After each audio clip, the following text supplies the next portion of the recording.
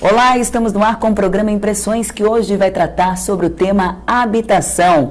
Para falar sobre esse assunto, eu estou aqui com o vereador Lino Pérez, ele que é professor do Departamento de Arquitetura e Urbanismo, e também com Samuel Steiner, também professor do Departamento de Arquitetura e Urbanismo e faz parte do grupo de pesquisa Cidade e Sociedade. Eu queria agradecer a presença de ambos, né? E já vou começar dando um parâmetro geral, que inclusive foi entregue por vocês. Acho que um dos motivos de termos aí já é um contexto histórico, né? Nosso problema de habitação, mercado imobiliário especulativo, os baixos salários, a desigualdade social, o crescimento desenfreado, acabam impossibilitando a moradia para todos, né? Eu queria saber, em âmbito acadêmico, que é o que vocês vieram nos trazer hoje, quais seriam as soluções para a gente sair desse impasse e para que todos os moradores possam ter os seus habitats, né? Suas casas, suas moradias.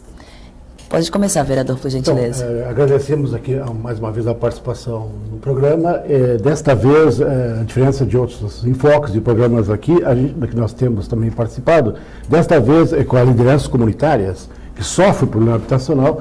Agora, dessa vez também analisamos do enfoque acadêmico, né, das pesquisas, e como é que a comunidade científica está analisando esse caso. Né? No caso específico, o professor Samuel Steiner Santos, que está aqui, existem outros pesquisadores também na área, em várias áreas, enfim, mas o professor em particular, né, ele tem desenvolvido um trabalho já longo de pesquisa sobre o programa Minha Casa Minha Vida, né, junto no curso de Geografia. E há outros também, o professor Marinês Sugai, que virá, espero que ela venha mais adiante, para abordar, esses são os dois professores que estamos há muito tempo pesquisando as raízes e as causas profundas do chamado problema habitacional, que começou como problema que a humanidade se deu conta no século XIX. Né? E aqui no Brasil, já nos anos 30, 40 para cá, com o processo chamado de industrialização da migração cidade-campo. E aqui em Florianópolis, nos anos 70, né, que a migração ela veio para cá e aí nunca mais parou esse conhecimento desenfreado, desequilíbrio entre a matriz populacional e a matriz de ocupação. E a política, que a gente chama descontínua, que os vários governos têm tido com relação a esse tema particular de habitação, que não consegue abater o déficit. Então, estamos aqui, o professor Steiner, que está aqui conosco, para a gente ajudar a ampliar e analisar melhor as causas e os efeitos do chamado problema habitacional, né? É interessante que a tua abertura que tu fazes, tu coloca para a gente a questão de quais seriam as soluções, né? O que a gente sabe muito hoje é o que não fazer, né? A gente tem já um histórico longo de políticas habitacionais descontínuas, quer dizer, mesmo aqui na área conurbada de Florianópolis, né? A gente tem desde pelo menos a década de 60, 70, de ações bastante intensas do governo federal, que depois na década de 80, 90, elas praticamente sumiram do mapa, né? E agora a gente tem uma reprodução de uma política forte de construção de habitação, através do programa Minha Casa Minha Vida, que está tendo efeitos aí muito fortes, né? E a questão da habitação, ela vai muito além dessa produção da unidade habitacional, né, Lino? Isso. Então a gente vê que as questões que envolvem, a gente às vezes fala de habitação, né?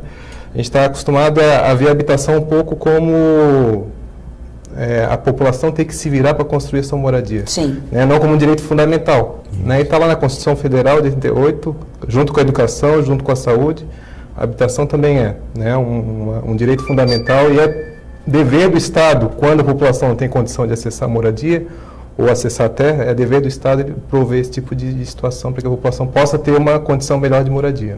De acordo com esse estudo, com esses dados que vocês trouxeram, nenhum conjunto habitacional foi feito pelo programa Minha Casa Minha Vida, né? E consta pelo alto preço, é uma das justificativas, e pela falta de política fundiária municipal. De que forma que a gente pode mostrar essa carência, né, para a comunidade? Assim, como que se chegou a esses dados?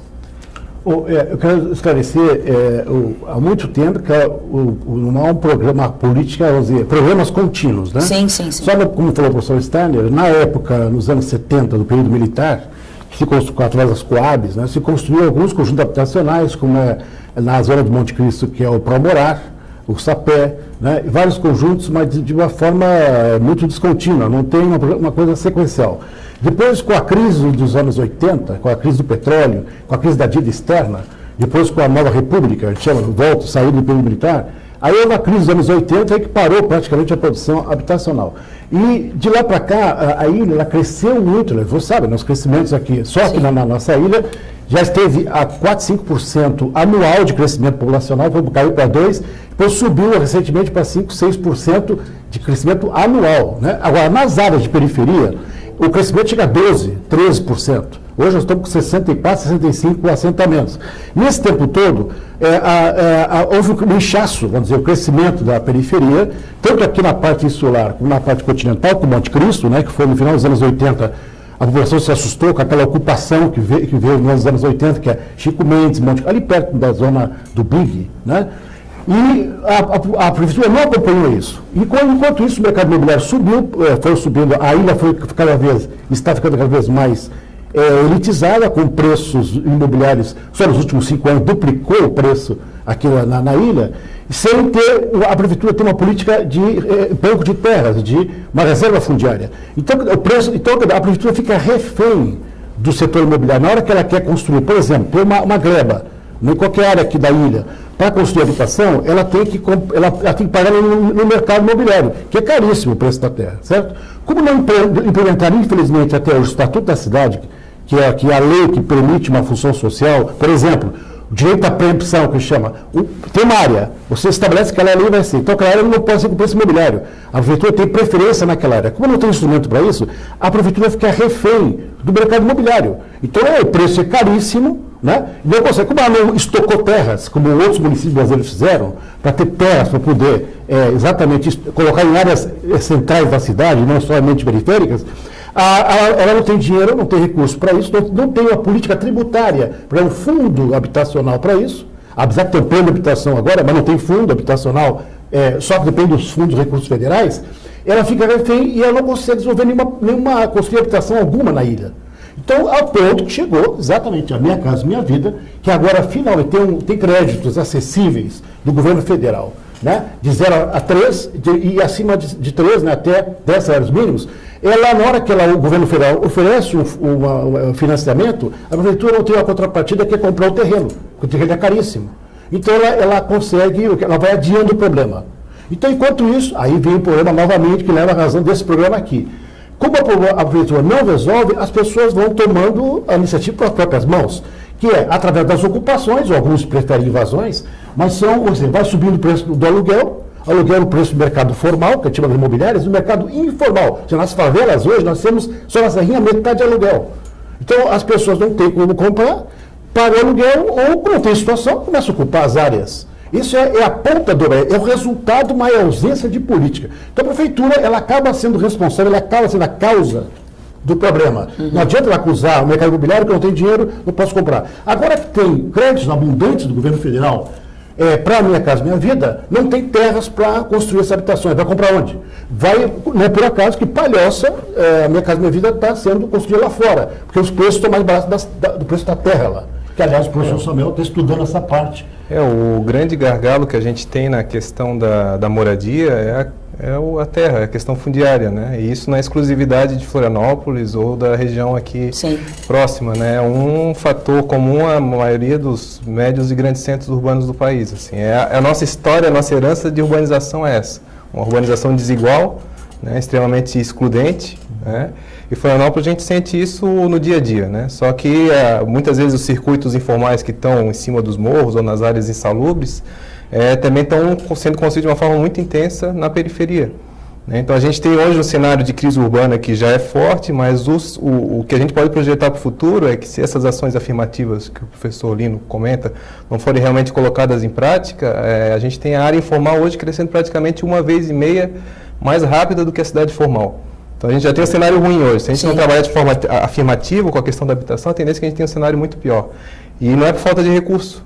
Né? Então esse que é um fator interessante. Né? A gente tem um programa Minha Casa Minha Vida, que talvez seja um dos programas que tenha drenado o maior recurso do governo federal e que tem resolvido muito pouco a situação, porque ele tem o déficit habitacional, que é a população sem moradia, cerca de 80% está na faixa de 0 a 3 salários mínimos. É a população que recebe muito pouco. Né? Minha Casa Minha Vida, praticamente, ela trabalha daí para cima. Né? Por exemplo, em Florianópolis, na área conurbada de Florianópolis, a gente tem um empreendimento que trabalha na faixa de renda de 0 a 3 salários mínimos. Na ilha de Santa Catarina não tem nenhum. Né? Então, quer dizer, é um tipo de intervenção do Estado, tudo bem, essa população precisa, população de 3 a 5, de 5 a 10 salários mínimos precisa de moradia também. E precisa de recursos, porque com 5 salários mínimos também não consegue comprar terra, não consegue construir.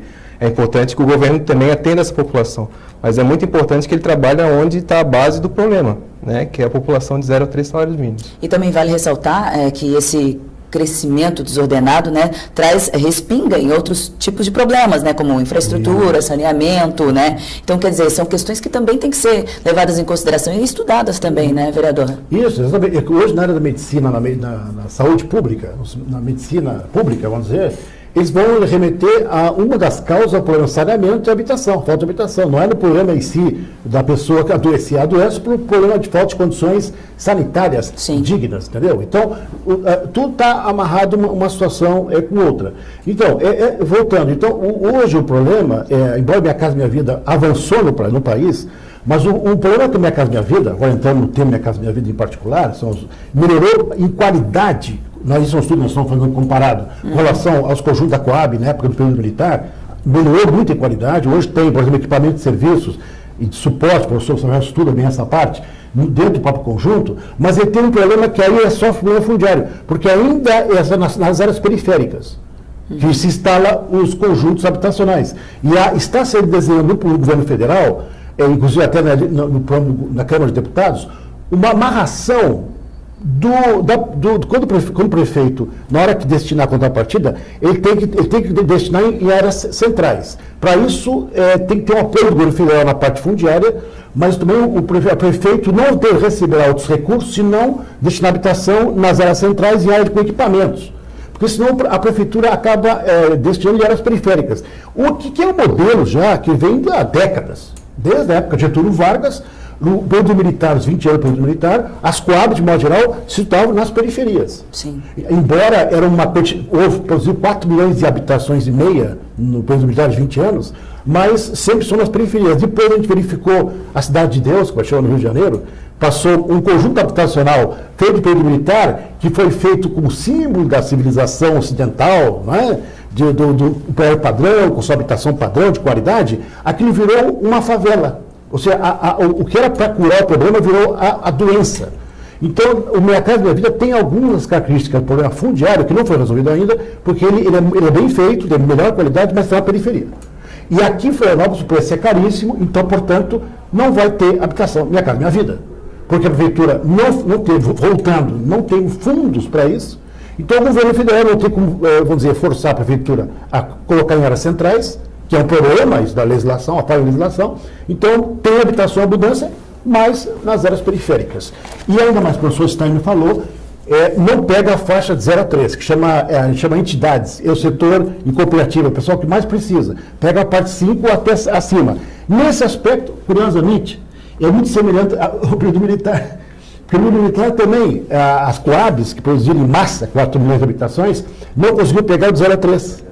Embora no discurso, nos programas que apareciam das Coabs, do BNH, na época, dizia não, habitação para os mais pobres, mas na prática ela desviou para a classe média.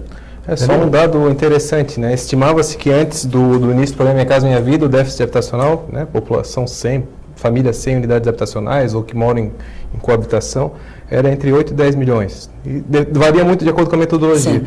Estudos recentes, depois do programa Minha Casa Minha Vida, dizem que o déficit se manteve. Porque justamente a população precisava de moradia e ela não foi atingida. Quer dizer, o programa Minha Casa Minha Vida serviu para estabilizar a demanda. Entendi. Né? Mas não tanto para atacar o problema que já existia, a herança que já existia. Né? Bom, nós vamos continuar falando sobre isso, mas nós vamos a um rápido intervalo e já voltamos falando sobre o tema habitação para você. Não sai daí, a gente volta já já.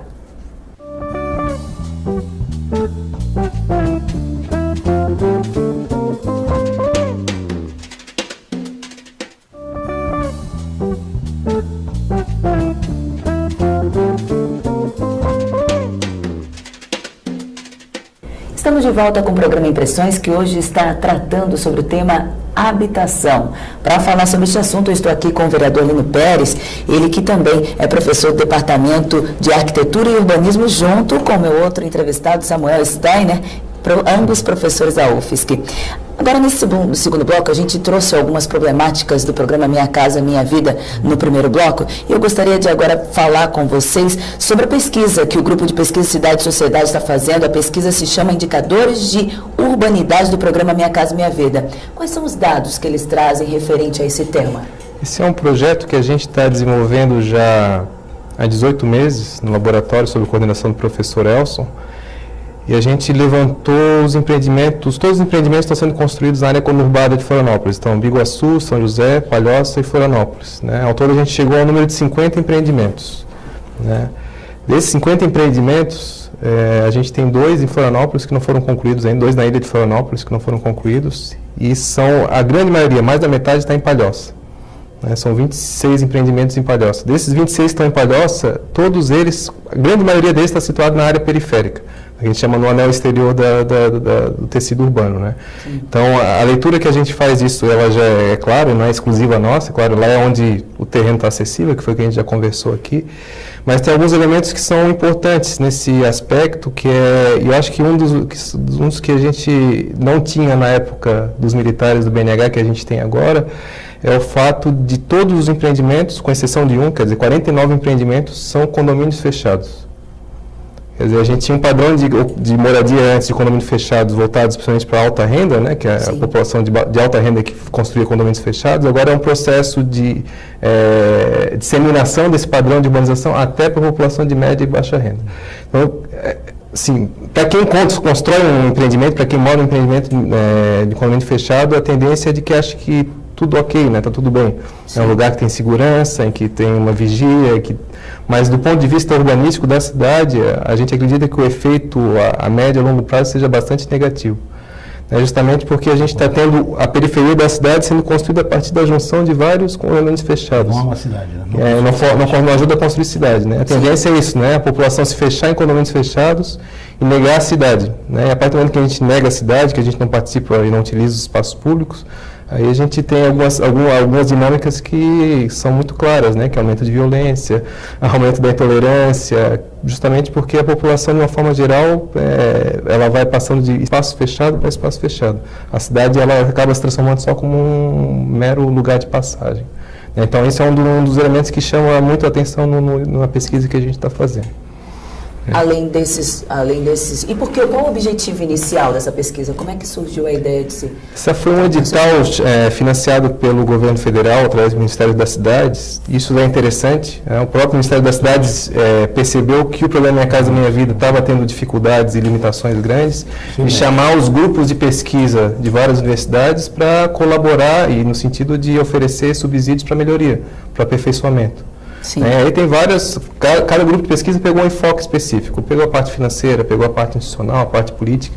A nossa pesquisa específica trabalha mais na questão urbanística, né? Qual é o impacto dos empreendimentos na relação com a cidade, na relação com o entorno, né? A ideia nossa é que o empreendimento Minha Casa Minha Vida ele deveria ser acompanhado de uma preocupação que vai muito além só da questão da unidade habitacional, de construir um teto. Né? E a gente vê que às vezes isso é muito recorrente, né?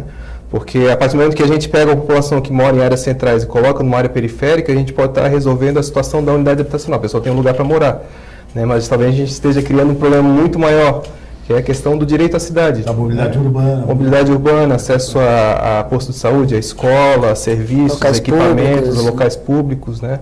Então, essa discussão que a gente está falando, né? Como é que esses empreendimentos estão se inserindo no espaço urbano da área aglomerada de Florianópolis. E quem pode ter acesso a essa pesquisa? Tipo, líder comunitário? Quem pode ter acesso? O laboratório ele é totalmente aberto a quem mostrar interesse para a pesquisa. O único problema é que a gente está agora no processo de reflexão.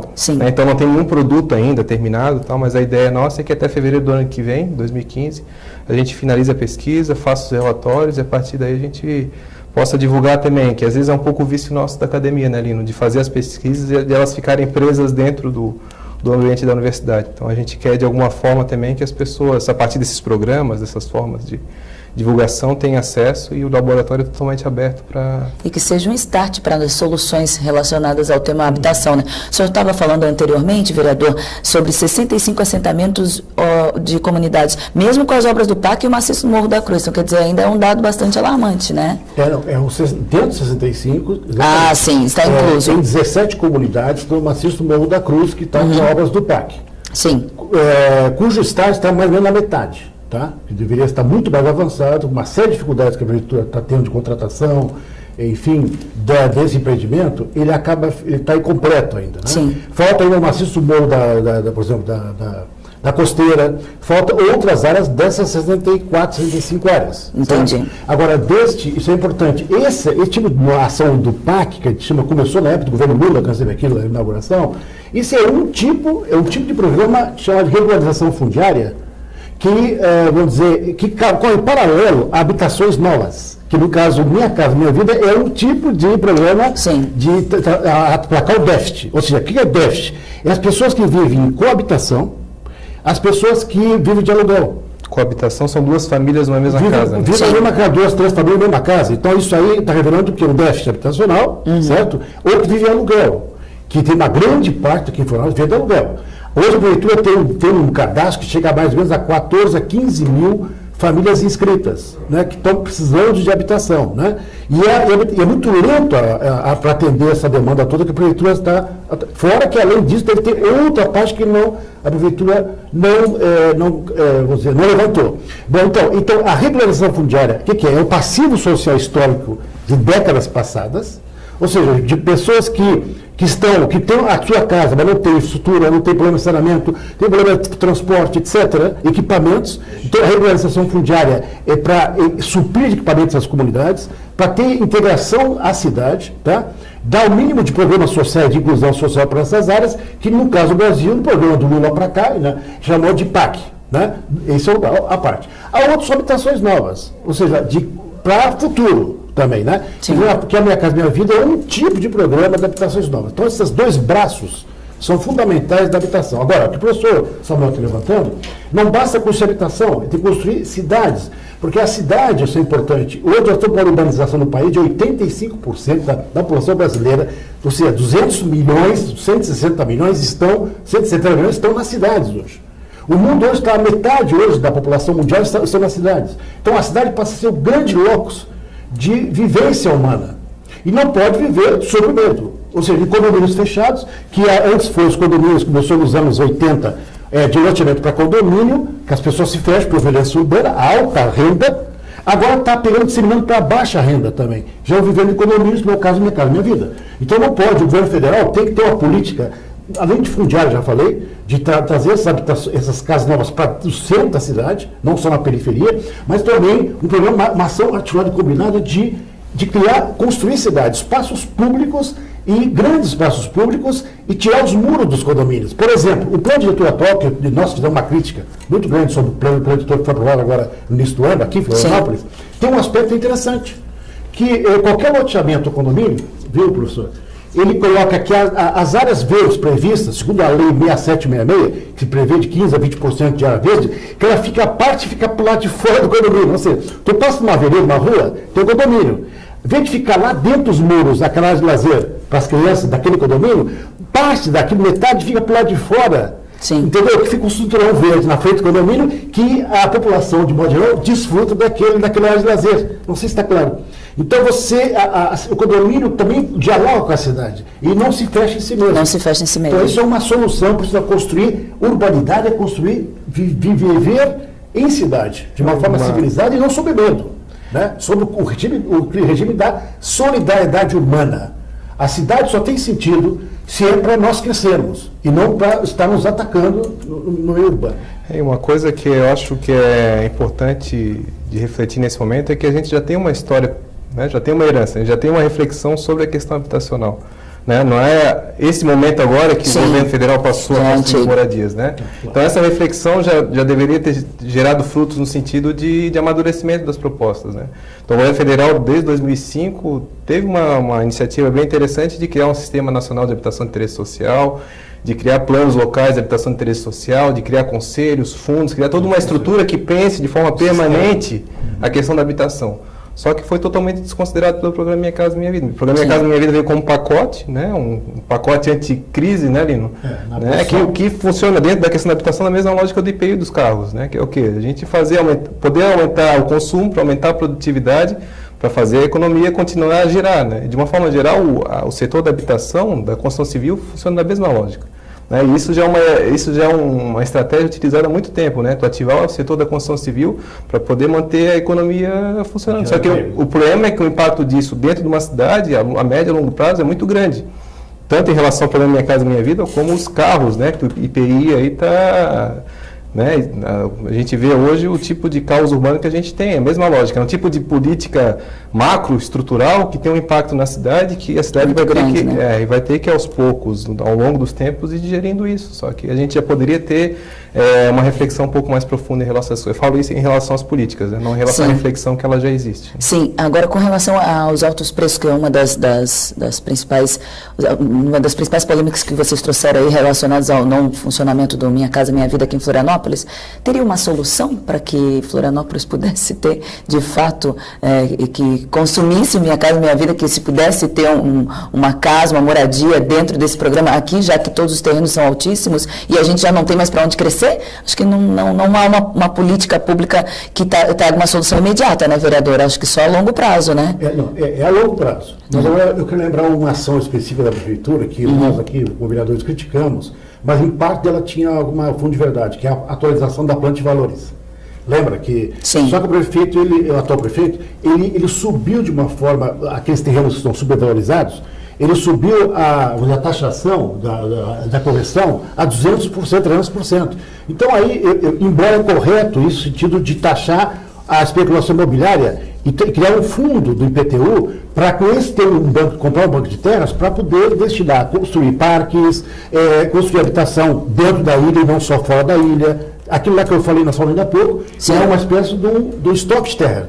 Só que o prefeito fez isso de uma forma abrupta, sem debater com a sociedade, embora filosoficamente era correto, ele tinha que fazer escalonado, mas no fundo, o que o prefeito estava colocando, que não é dele, mas já uma reivindicação histórica, é taxar a valorização imobiliária, tá? E atualizar a plancha de valores para poder o IPTU estar acompanhando a valorização imobiliária. E a outras políticas tributárias, para que é um grande fundo urbano, que não depende só do governo federal, mas para estocar terras e aí sim ter uma política continuada e construir dentro da cidade e não fora da cidade. Existe uma diversidade de instrumentos que o Estatuto da Cidade traz, né, e que é baseado em experiências de várias prefeituras que, em certos momentos, conseguiram aplicar. Né? Então, operações urbanas consorciadas, direito de preempção, IPTU progressivo, o solo criado, são todos instrumentos que existem, a gente não vai entrar em detalhe porque é um aspecto bastante técnico, mas que existe e que está à disposição da prefeitura. Né? É claro que precisa, assim, queira ou não queira, ela vai de uma forma bastante forte, intervir numa dinâmica de valorização da terra. Né? Só que ela tem instrumentos para isso, basta realmente que ela coloque a máquina para funcionar nesse sentido. Quer dizer que a Prefeitura também já avançou no plano, chama Plano PMIS, Plano Municipal de Habitação e Interesse Social, que ficou mais avançado que o próprio plano diretor. E não se articula, não dialoga com o plano diretor. Mas lá tem várias áreas reservadas dentro da ilha para destinar para a expansão habitacional, habitações novas. Só que não tem mecanismo de como essas áreas vão ser garantidas. Ela está genérica lá, são manchas. Né? E tem uma estatística feita, enfim, né? Tem o Conselho de Habitação hoje, enfim, há uma preocupação da Prefeitura. O problema é que tem que ter um estoque de terras, comprar essas terras, baixar o preço da terra, para destinar habitação onde a própria Prefeitura está destinando áreas dentro da ilha e fora. E que seja dado o primeiro passo, então, né? E planejamento, né? Se antecipar, né? Na verdade, geralmente a tendência é correr atrás do incêndio depois que ele está posto, né? Mas isso aí, antecipar, né? A questão da dinâmica do mercado, tu conseguir fazer reserva de terras, baixar o preço da terra. Baixar o preço da terra, então, são coisas que precisam de tempo, né? Não é com certeza, é o que a gente espera, né? Que seja a longo prazo, mas que venham as respostas, né? Queria agradecer a participação de vocês, Samuel, vereador, e mais uma vez aqui num debate tão polêmico e tão importante, né? Sobre habitação. O programa Impressões de hoje vai ficando por aqui. Nós falamos sobre habitação com Samuel Steiner, professor da UFSC e do Departamento de Arquitetura e Urbanismo, junto com o vereador Lino Pérez. Nós voltamos em uma próxima edição com mais um assunto de total interesse para a sua cidade, Florianópolis, nossa cidade em que moramos. Até lá!